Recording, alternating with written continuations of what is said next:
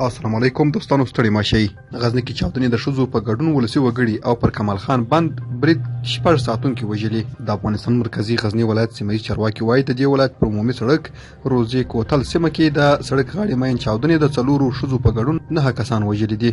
د غزني د ملکي روغتون مشر ډاکټر باز محمد همت بي بي سي ته وویل ملکي روغتون ته د 9 کسانو مړي وړل شوي چې 4 پکې ښځې او یو نظامي دی.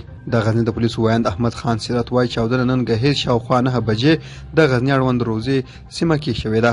ښاغلی سیرت وایي په تیرو 24 کړیو کې یې د دغه ولایت جغتو او د غزني ښار لویدیځه برخه کې د طالبانو 15 بریدونه دفاع کړي دي. که څه هم تر اوسه د دغې چاودنې مسؤلیت چا نه دی منلی، خو د غزني د پولیسو وایند وایي د چاودنې عاملین وسله طالبان دي. نوموړی وایي چې پر مین پولیس ډبله موټر ختلی چې د 2 ښځو په ګډون 2 کسان پکې وژل شوي چې ټول ملکیان دي. په کمال خان بند برید کې 6 ساتونکي وژل شوي.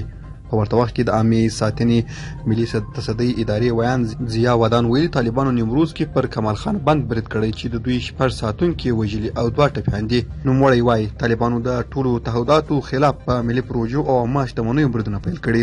د وسلوالو طالبانو یو ویانکار یوسف احمدي پر ټویټر لیکلي په نیمروز ولایت کې د کمال خان په بند د برید راپورونه هیڅ حقیقت نه لري او موږ یې ردوو. احمدي وایي له بند خورا لیرې سیمې کې د افغان پوځیانو یو پوسته له منځه وړې ده چې پر بند پورې هیڅ تړاو نه لري.